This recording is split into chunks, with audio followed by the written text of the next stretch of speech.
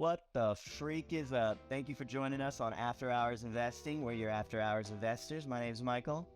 My name's Chris. And let's look at the state of the economy because, as I say, we want to build good habits, and this is the best habit you can have. As we know, inflation this is the unemployer, my apologies. Inflation, we're decreasing over time. We don't have a report for the month of January yet. I think it comes out on February 14th, says right here. I can read. As we know, the Federal Reserve increased the interest rate by 0.25%. So we're at a 4.75. Not horrible, not amazing. It's not the most we've ever had, but it sure as hell isn't the 2% that they want it to be. Looking at unemployment, we've got some new data here today. They just released the non-farm payrolls, and it's just the number of new jobs, people getting employed. As you can see, during that period of COVID, and the layoffs, people were not really getting employed. So we're getting right back to new times. Now, the Federal Reserve, they don't really like the unemployment rate, and it sounds pretty horrible that, you would think that you'd want unemployment at zero, have as many people working as possible.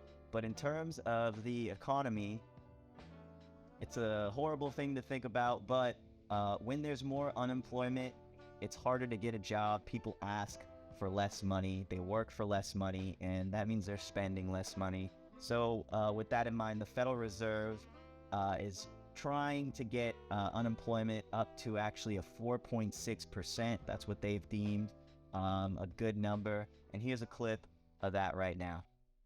FOMC participants expect supply and demand conditions in the labor market to come into better balance over time, easing upward pressures on wages and prices. The median projection in the SEP for the unemployment rate rises to 4.6% at the end of next year. Finally, let's look at our fear and greed index. We've actually passed an extreme greed, red alert, flames everywhere. Maybe it's time to have a little bit of fear. The cordyceps virus is going to release.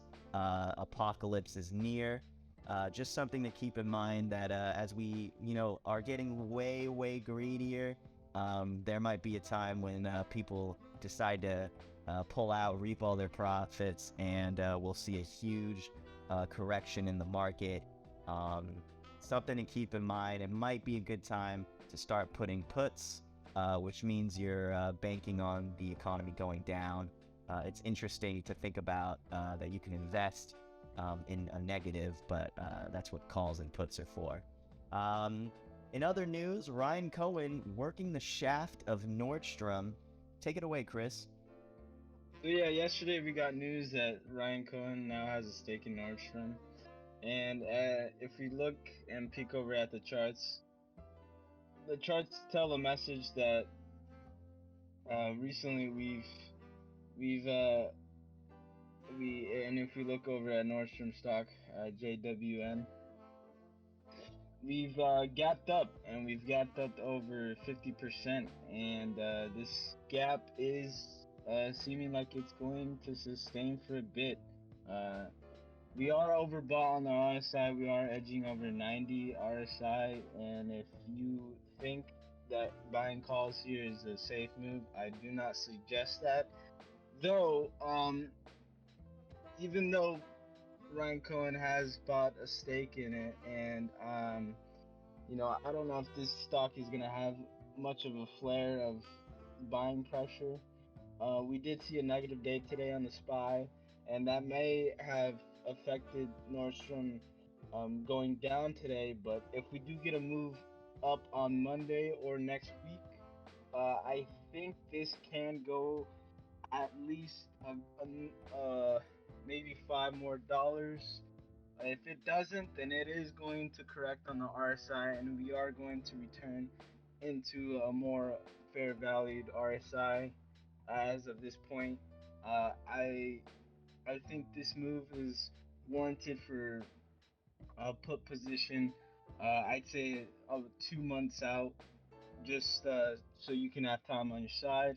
and strike nearing the $21 mark, I think would be a nice, reasonable strike price. Uh, this gap does need to fill eventually, so um, gaps are a good indicator of where we should fill in the future. And if we take a look over BBY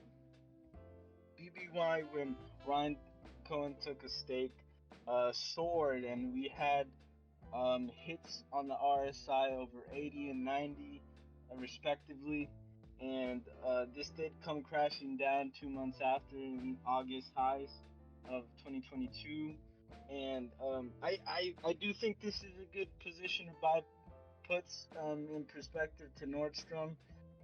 Today we did see relatively negative pressure on GME, AMC, and Lucid.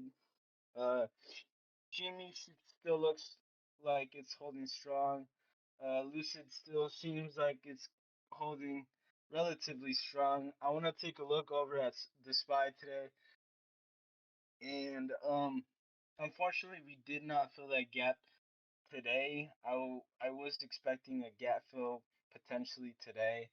If we don't get that gap fill, then it seems like dealers in this market are not gonna just do the obvious and just fill us to the upside and then point us directly to the downside. This may be a time where we consolidate into the next week and potentially have the definitive move 2 weeks after. Keep in mind we are an extreme greed, so if we fill that gap, it could mean some terrible things for the future. We do got to correct. Yeah, we do have to correct eventually, but these markets are irrational, as I said.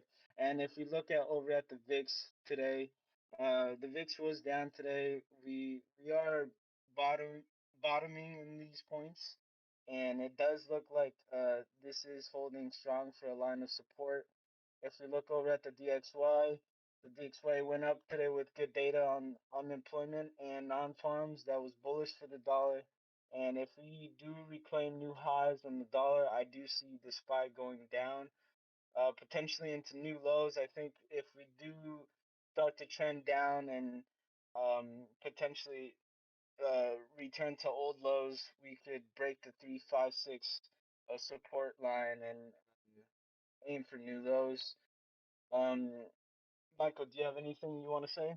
Oh, I always have something to say about crypto, my friend. As we can see, Ethereum Classic still going strong regardless of market pressure. It looks like to this year, um, we might see, usually crypto doesn't really run by itself. It still has some foundation in stocks, but we are seeing a lot of breakaway here. Bitcoin really making strides regardless of market pressure, but I'm not too confident to say that, if we do have a overall market correction, we are in extreme greed, that I don't think Bitcoin's going to, persist through that. You never know. When it comes to human nature, there are no rules, man. But um, at the moment, I'm loving what I see. I'm still making money, so daddy's happy. Daddy still needs to get himself a new pair of shoes, you feel? And in terms of, I don't really want to talk about Shiba Inu and Dogecoin, because they are very niche coins. But holy shit, I didn't even see this.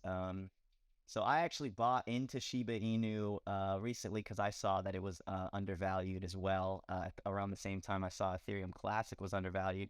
Now I do see Shiba Inu as a long-term play because it's just the fact that it got so much news attention. It's raised to such insane heights. I feel like people are still going to be a little bit greedy in regards to this. They know that it can be um, I mean, this would be like a 6-7 times move to get back to its previous heights. And if you look at a lot of charts when it comes to cryptocurrency, it has proven, the data has shown that, you have initial spikes and they only really get larger. So I'm really confident, at least like definitely in Ethereum Classic, but I can honestly say, like, this is not financial advice, of course. We always have to say that. We don't want to be liable for anybody losing money, because we're just here to try to give you the best advice, and give you the best tools for you to trade on your own and become self-sufficient. And I honestly think that, you know, if you buy in right now, RSI's over. I can probably, we can safely assume that Shiba Inu is probably going to correct. But honestly, in terms of potential gains, I don't think it would really matter if you bought in right now, and let's say it dumped something crazy like 5.00005 cents would actually be a pretty great move. It dropped down to about right here. I don't think you would really have to worry about it. You never really lose money until you sell. Now, that's not to say you should believe in sunk cost fallacy of holding on forever, because there are some cryptos that just die, as we saw with Luna, completely devastated, so low, Han Solo. Sorry, that's not even funny. But I put in a little bit of money into Luna, just an off chance that it recovers. But just keep in mind that there is going to be a point where you got to take your losses. And I don't think Shiba Inu is going to be one of those cases. You wanted to mention something about Tesla? Oh, yes. Just today, the courts came to a decision regarding Elon Musk. Let me go ahead and pull this up really quick. My apologies. I should have had this ready. It looks like he won his lawsuit over his tweets about, taking Tesla, I think, independent, or whatever he tweeted. Private, I think. Yeah, they're going to take it private. Yeah, that's For right. funny. Sorry. I actually, English is not my first language. Pig Latin is. And it looks like he won his court case. So, we could see some great strides in Tesla. I don't know if it'll happen necessarily right now, because like we said, we're in an extreme greed market, but it is being reflected. Tesla is making quite a stride right now. And I could tell that this good news really increased investor sentiment in Tesla. So there's something to watch out for. Now, one thing I do want to point out is I do see a gap on the downside for Tesla. Whether that fills in this next correction, that right there is a 50% drop. Right? It's at 156. Yeah, that's around a 50% drop from today's highs. Something to keep in mind, empty space does need to be filled. It's just a matter of when. Yeah. Anything else you want to add, Chris? No, I think we covered everything as of today. Thank you guys so much for tuning in. As we like to say, we're your after hours investors, but we like to encourage after hours research. So make sure you're doing your own, using these tools we give you. Make your own tools, find your own ways. We can help each other out here. Leave a comment if you disagree. If you agree, we'd love to hear your thoughts. And thanks for watching.